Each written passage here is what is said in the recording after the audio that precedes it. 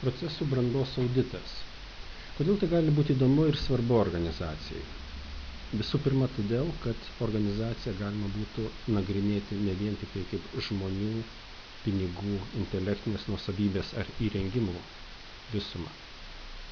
Organizacija tai labiau procesas, kaip kuriama vertė klientui, kaip visi šie resursai yra sujungiami į bendrą procesą vertės kūrimo klientui. Todėl procesų brandos auditas yra organizacijos valdymo brandos auditas. Audito paskirtis visų pirma yra sužinoti, yra suprasti organizaciją per joje vykstančius procesus ir identifikuoti tobulinimo reikalaujančias vietas. Brandos auditas labai padeda vadovybei matuoti procesų valdymo progresą. Auditas gali būti kartojamas ir galime matyti, kiek procesai kinta laike. Audito rezultato aptarimas tai yra geras mokymas funkciniams vadovams. Tačiau žinojimas be veikimo yra mažai turi vertės, todėl veikti yra didžioji procesų audito svarba. Audito rezultatai yra kvietimas veiksmams, tai yra gerinti procesų valdymą, paruošiant priemonių planą, ką, kada, kas atlieka, kaip kontroliuojame priemonių įgyvendinimą ir kaip kinta rezultatai įgyvendinant priemonės. Taip pat yra labai svarbu, kad procesų brandos auditas yra žingsnis į Lean programos nuoseklų diegimą. Lean ir procesų valdymas yra labai tampriai susieti. Audituojamas sritis procesų audite, jeigu žiūrėtume į Porterio vertės grandinės schemą, tai visų pirma gamybos aprūpinimas, pati gamyba ir logistika. Tai, kas vadinama operacijomis. Šie procesai geriausiai matomi ir pagal juos geriausiai vertinti visą organizacijos valdymą. Todėl procesinės brandos auditas visų pirma fokusuojasi į gamybą, gamybos aprūpinimą ir į logistiką. Koks yra audito formatas? Procesinės brandos audite vertinami 4 aspektai. Pirmas tai yra vadovavimas arba vadovybės įsitraukimas ir jos požiūris į procesų valdymą. Antras tai pačių operacijų stabilumas ir kaip operacijos yra kontroliuojamos. Trečias yra duomenų arba informacijos valdymo sistema. Ketvirtas yra specializuota kitų padalinių pagalba operacijomis. Ir audito forma yra situacijos patikra vietoje, lyginant su nustatytų reikalavimų lentele. Ką matome, taip tą ir vertiname. Ko nematome, to nevertiname. Balų skaičius suteikiamas pagal lentelės atitikimą, kurie nurodyta, kokie balai, ir pagal matomos būsenos atitikimą tai lentelė. Jeigu kalbame apie Lean sistemos diegimą, apie pradžią, tai rekomenduojama, kad Lean programai startuoti mums yra reikalingas 6 balų įvertinimas. Iš esmės, 10 balų vertinimo sistemoje 6 yra tas minimalus būtinumas, kada mes manome, kad procesai jau yra pakankamai stabilus ir mes galime pereiti prie jų tobulinimo. Taigi pirmas procesų audito aspektas yra vadovavimo auditavimas. Vadovavimas yra vertinamas 3 aspektais. Tai yra operacijų planingumas, vadovybės įsitraukimas į valdymą ir kaip valdymui taikomi rodikliai. Taigi pirmas vadovavimo operacijoms aspektas yra operacijų planingumas. Operacijų planai yra vertinami pagal jų periodiškumą, kokiam laikotarpiui planuojame, pagal jų detalumą, kokiems padaliniams detalizuojame operacijas, pagal jų koordinavimą, kaip planus susijame tarpusavyje ir pagal tai, kaip kontroliuojame planų vykdymą ir kaip tiksliname planus, jeigu planas turi keistis. Pakankamai dažnai dar vadovai apie procesus sužino svarstydami praėjusio periodo rezultatus. Pavyzdžiui, yra svarstamas praeito mėnesio pardavimų rezultatas. Akivaizdu, kad jau šaukštai po pietų ir mažai ką galime pakeisti, todėl kur kas brandesnis proceso valdymas yra tada, kai mes kuriame planus operacijoms į ateitį. Tipiškai yra sukuriamas metinis pardavimų, atsargų ir operacijų planas ir žiūrima, kaip jis yra vykdomas. Dar brandesniuose procesuose yra planuojama kas ketvirtį ateinančiam periodui, vėliau planai yra kuriami atskiriems padaliniams ir subalansuojami tarpusavyje, kad būtų vieningo veiksmo planas. Planai turi būti reguliariai peržiūrimi, nes jie tikrai neįvyksta taip, kaip mes numatėme iš anksto, ir štai šitas suderinimas ir yra proaktyvus situacijos valdymas. Brandžiose organizacijose operacijų planai yra susijęmi į bendrą plėtros strategiją ir tokiu būdu yra kontroliuojami visų procesų rezultatai. Kitas vadovavimo aspektas yra vadovybės įsitraukimas į valdymą ir tai yra labai svarbus aspektas, nes vadovybė yra visada labai svarbi organizacijai. Taigi, audito metu yra vertinama, kokios yra vadovybės įsitraukimo formos ir kokios rutinos yra taikomos šiam įsitraukime. Taip pat vertinama, koks dalyvavimo ir kontroliavimo periodiškumas. Taip pat kaip standartizuojamas šis periodiškumas, šis grafikas ir pati kontroliavimo forma. Vadovai turi patys asmeniškai matyti procesus padaliniuose, todėl ketvirtiniai visuotiniai susirinkimai bendromis temomis yra tipiškas nebrandžių procesų pavyzdys. Procesai turi būti valdomi kasdien, kad jie būtų operatyviai pakeičiami, operatyviai koreguojami, kad jie būtų operatyviai gerinami. Todėl susirinkimai padaliniuose turi būti reguliarūs, dienotvarkė turi tapti pastovi ir dienotvarkė turi numatyti svarbiausių klausimų svarstymą. O svarbiausia klausimai yra užduočių vykdymas ir problemų sprendimas. Šie klausimai yra svarstomi remiantis svarbiausiais rodikliais, duomenimis. Brandžiose organizacijose, padalinių susirinkimuose reguliariai dalyvauja įmonės vadovybė. Dažniau negu kartą į mėnesį jie aplanko pačius padalinius ir mato, kas juose vyksta. Rodikliai operacijų valdyme yra labai svarbus, tai yra kaip tik tai, kaip mes matuojame operacijų būseną. Rodiklių taikymą vertiname, kiek yra detalūs sekami rodikliai, kaip dažnai mes juos atnaujiname ir kokiems sprendimams mes rodiklius naudojame. Organizacijoje rodiklių naudojimo paplitimas ir rodiklių naudojimo praktika yra tiesiog proporcinga procesų valdymo praktikai. Ir jeigu procesai yra nebrandus, tai įmonėje arba visai nenaudojami procesų rodikliai nesekami, arba yra nustatyti finansiniai ir bendrieji įmonės rodikliai, vadinami Key Performance Indicators. Tuo tarpu, kuo procesai valdomi detaliau ir brandžiau, tuo specifiškesni rodikliai tampa atskiriems procesams, atskiriems padaliniams. Šie rodikliai yra atnaujinami periodiškai, jie yra viešinami, kad visi juos galėtų matyti, kokia yra proceso būsena. Brandžiuose procesuose yra sekami ne vien tik tai įmonės rodikliai, bet ir padalinių rodikliai ir šios abi sistemos susijamos. Darbuotojai supranta, kaip jų darbo rezultatai įtakoja įmonės darbo rezultatus.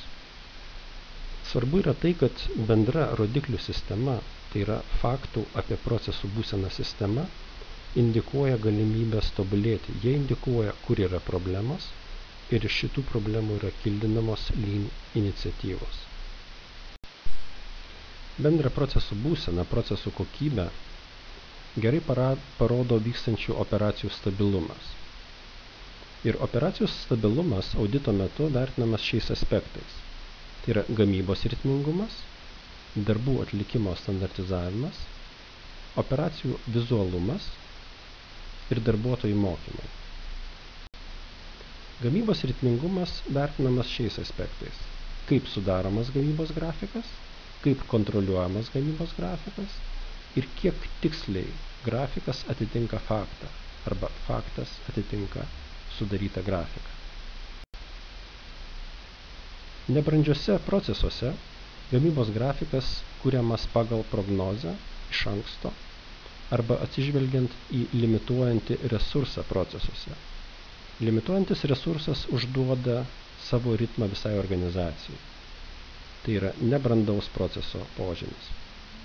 Tuo tarpu, jeigu procesai yra brandesni, jie tampa planuojami iš anksto, jų grafikas yra numatomas. Ir pradžioje tai yra centralizuotas planavimas visiems padaliniams, kuris reikalauja gana dažnų korekcijų, tačiau vėliau planavimas tampa mažiau centralizuotas, padaliniai pradeda planuoti patys savo darbo grafiką. Užduočių įvykdymas tampa kasdienių susirinkimų objektu ir kasdieniuose susirinkimuose padalinių darbuotojai aptaria problemas arba priežastis, dėl ko užduotis įvykdomos arba priešingai dėl ko jos neįvykdomos. Tokiu būdu procesai tampa labiau prognozuojami ir gamybos grafikas pradedamas vykdyti tiksliau. Kiekviena problema eskaluojama jų sprendimui, ypač jeigu gamybos grafikas yra neįvykdomas, ieškoma sprendimo, kodėl tai atsitiko. Gamybos ritmas balansuojamas ir kontroliuojamas nebaigtos gamybos atsargų lygis. Kai ritmas yra pastovus, atsargų lygis gali būti žemesnis. Taigi, gamybos ritmingumas susijęs su procesų branda tokiu būdu, kad procesai tampa numatomi ir jų numatymas atitinka faktinį įvykdymą. Darbo atlikimo instrukcijos arba standartizuotas darbas. Šis aspektas audituojamas taip. Tai yra pagal tai, kokios operacijos aprašytos instrukcijomis, instrukcijų kokybė, kaip jos yra atnaujinamos ir kaip standartizuotas darbas naudojamas proceso problemoms identifikuoti.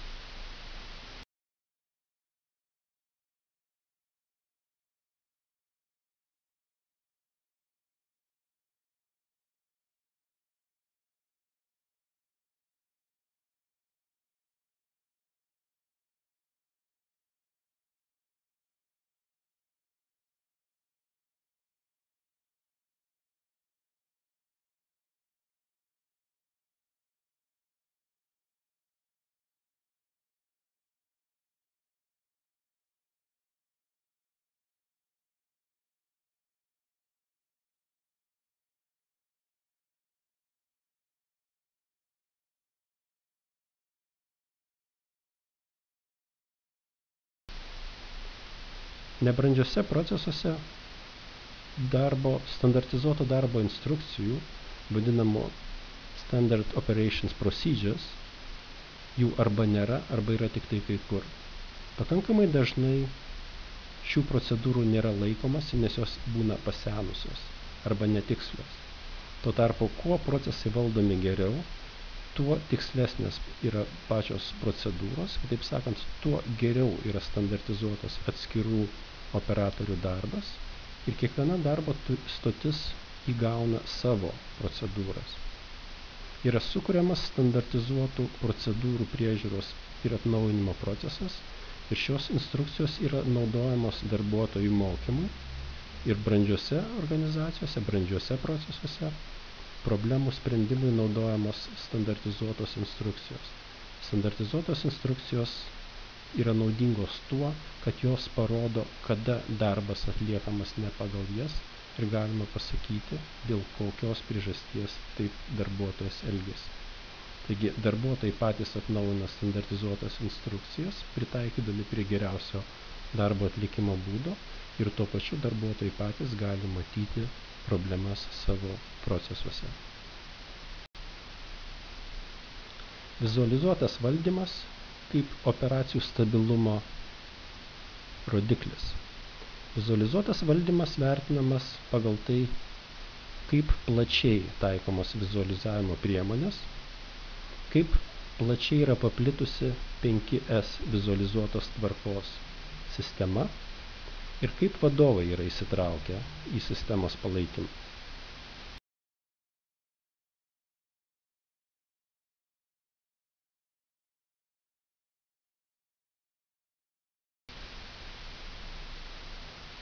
Kol procesai yra nebrandus, tol vizualizavimo požymių yra mažai.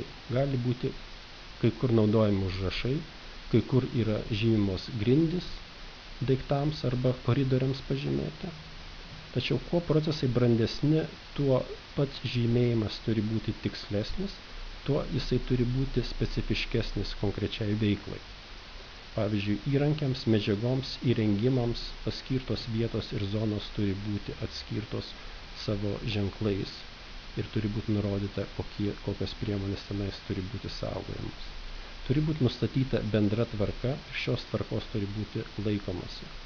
Kaip tik vizualizavimas ir vidinės tvarkos nustatymas yra sukuriamas per vadinamą 5S sistemą, todėl 5S paplitimas, 5S vadovavimas ir darbuotojų vadovų įsitraukimas į 5S priežiūrą, į 5S auditavimą yra vizualizuoto valdymo, o to pačiu procesų valdymo brandos ženklas. Darbuotojų mokymai. Be abejo, kuo darbuotojai yra kvalifikuotesni, to galime tikėtis stabilesnių operacijų, stabilesnių procesų.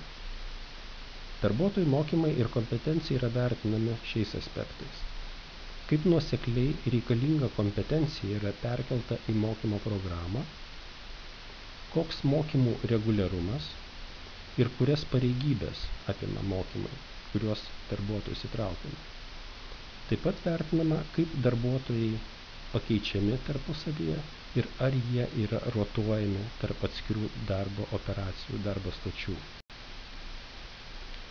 Nebrandžiuose procesuose darbuotojai yra patys savo karaliai dėl to, kad jų kompetencija yra individuali. Jeigu darbuotojas išeis iš darbo arba susirgs, darbų srautas turi būti perskirstomas. Kaip tik todėl mokymai turi tapti bendrosios kompetencijos sklaidos instrumentų. Mokymai turi būti planingi, apmokomi darbuotojai turi sugebėti įvykdyti klientų reikalavimus ir suprasti kokybės reikalavimus. Kiekvienoje funkcinėje pozicijoje žmonės turi galėti vienas kitą pakeisti, o mokymų programa turi būti vizualiai matoma visiems. Patys mokymai, kaip sistema, turi būti matoma jų būsena. Brandžiose organizacijose, brandžiose procesuose, tarp funkcinio mokymo matrica turi parodyti darbuotojų kvalifikaciją. Matrica rodo, kokias kvalifikacijos turi kuris darbuotojas, kitaip sakant, kur šis darbuotojas gali būti panaudojamas, kur jisai gali migruoti, kokius darbus atlikti. Tokiu būdu darbuotojai gali būti lengvai rotuojami tarp atskirų funkcijų ir geriau išnaudoti mūsų brangiausią resursą, tai yra darbo jėgą. Procesų brandos aspektas – duomenų valdymas. Audito metu žiūrime, kaip valdomos atskiros duomenų grupės. Tai yra BOM-ai, Bill of Materials arba produktui naudojamų žaliavų ir priemonių specifikacija, produkto master duomenis, standartinė operacijų trukmė, pirkimo užsakymų vykdymas, cikliška inventoriaus patikra ir atsargų valdymo būdai. Visų pirma, ką registruojame, kokius duomenis sekame. BOM-ai, gamybos, master duomenis, standartinė procesų trukmė, komponentų ir tiekėjų sąrašai įvairiais aspektais standartizuoja pačius gamybos procesus pagal naudojamas medžiagas, pagal gamybos technologiją, pagal atskirų gamybinių žingsnių trukmę, pagal tai, kaip apsirūpiname gamybos komponentais. Tokiu būdu pats procesas yra geriau valdomas, mes apie jį daugiau duomenų turime, mes apie jį daugiau žinome. Taigi šių instrumentų branda vertinama pagal jų naudojimo dažnį, pagal naudojimo tikslumą arba priešingai pagal klaidų skaičių, pagal taikymo praktikos standartiškumą ir pagal taikymą nuolatinio tobulėjimo tikslais. Taip sakant, kaip šie duomenys gali būti panaudojami problemų sprendimui. Apie atsargas duomenys mes kaupiame visų pirma tikrindami atsargų lygį. Ir jeigu ciklišką atsargų patikrą mes pakeisime metinę inventorizaciją, tai mes pakeisime didelės apimties auditą dažnais ir trumpais tikrinimais. Taigi cikliška atsargų patikra vertinama atskirai ir vertinama pagal tai, kiek ji yra patogi ir paprasta naudojimui ir koks gaunamų rezultatų tikslumas, kiek cikliškos patikros rezultatai yra patikimi, atitinka faktą. Gaunamų ir naudojamų atsargų tvarkymas arba atsargų tvarkymo būdai yra vertinami pagal apskaitos operatyvumą, kaip operatyviai mes registruojame atsargų pasikeitimus, pagal atsargų apskaitos suderinimą su gamybos grafiku ir pagal tai, kaip atsargų vidinis transportavimas tenkina gamybą arba kiek vidinio transportavimo turime gamyboje. Ir dar vienas procesų brandos aspektas yra specializuotų padalinių pagalba operacijoms. Čia yra labai svarbus kokybės padalinys, labai svarbus pirkimo arba tiekimo padalinys, labai svarbus mokslinio vystymo ir inžinerinio vystymo padaliniai. Specializuotų padalinių pagalboje vertinamas šios pagalbos proaktyvumas, pagalbos veiksmų planingumas ir suderinimas su operacijų ritmu, bendradarbiavimo proceso standartizavimas ir dokumentavimas, kitaip sakant, abiejų pusių aiškumas, kaip ta pagalba yra teikiama, kokiu dažniu ir kokiais būdais, ir prevencinė pagalba operacijų sklandžiam darbui. Taip sakant, kad specializuoti padaliniai iš anksto numato, kokie yra operacijų sklandaus darbo poreikiai. Pavyzdžiui, tai yra komponentų kokybės kontrolė iš anksto ir sertifikavimas pas komponentų tiekėjus. Tai yra tiekėjų iš ankstinė atranka ir geriausių tiekėjų atranka operacijų aprūpinimui. Tai gali būti naujų produktų dizaino ruošimas atsižvelgiant į produkto technologiškumą. Taip sakant, technologiškesnių naujų produktų gamyba, kad operacijos juos galėtų lengviau gaminti.